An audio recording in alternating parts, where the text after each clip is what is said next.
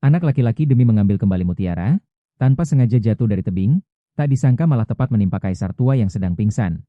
Tak diduga justru benturan itu membangunkan kaisar tua. Kaisar tua mengangkat wajah anak itu dan melihat dengan saksama. Lalu terkejut, karena itu adalah cucu yang selama ini ia cari-cari. Anak laki-laki memanggil kaisar tua dengan sebutan kakek, lalu langsung lari pergi, tanpa tahu bahwa ia adalah putra mahkota sekarang.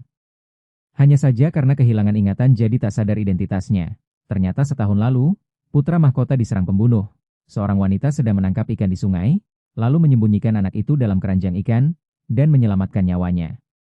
Karena saat itu putra mahkota luka parah, hingga hilang ingatan, wanita itu mengira ia anaknya sendiri, lalu dengan baik hati merawat dan membesarkannya.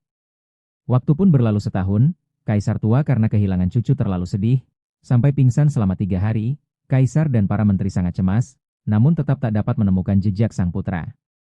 Sampai hari ini, putra mahkota jatuh dari tebing demi mengambil mutiara, lalu terjadi peristiwa di awal tadi. Ternyata meski pingsan, kaisar tua masih memikirkan cucunya. Begitu melihat wajah sang putra mahkota, ia langsung mengenalinya, lalu memerintahkan seluruh pasukan mencari sampai dapat.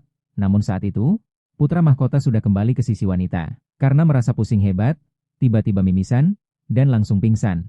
Tabib yang memeriksa berkata, luka lama sang putra belum sembuh, kini jatuh. Lagi, gumpalan darah menekan otak, jika tidak segera ditangani, ia tak akan bangun lagi. Satu-satunya cara tercepat dan paling manjur, adalah menggilas mutiara jadi bubuk sebagai obat. Mendengar ini, wanita itu segera mengeluarkan mutiara yang tadi ia temukan. Tepat saat itu, anaknya dan menantu dari keluarga jenderal pulang. Sang menantu langsung terpikat oleh mutiara itu, bersikeras ingin memilikinya. Tabib segera mengembalikan mutiara ke tangan wanita. Namun anak laki-laki itu sangat senang. Langsung hendak merebutnya, tapi ini menyangkut nyawa orang, wanita tentu tak mau memberikannya. Tak disangka, sang menantu berkata, istana menyebar kabar, putra mahkota yang lama hilang akan segera kembali ke istana. Jika si pria menyerahkan mutiara itu, pasti bisa merebut hati sang putra. Maka pria itu tak peduli lagi pada ibunya. Langsung merebut mutiara itu dengan paksa. Meski wanita itu berlutut memohon, ia tetap tega pergi begitu saja. Tanpa ia sadari, ini adalah kali kedua ia menyakiti hati ibunya. Dulu saat ia lulus ujian negara dan menjadi juara, putri jenderal memilihnya jadi menantu.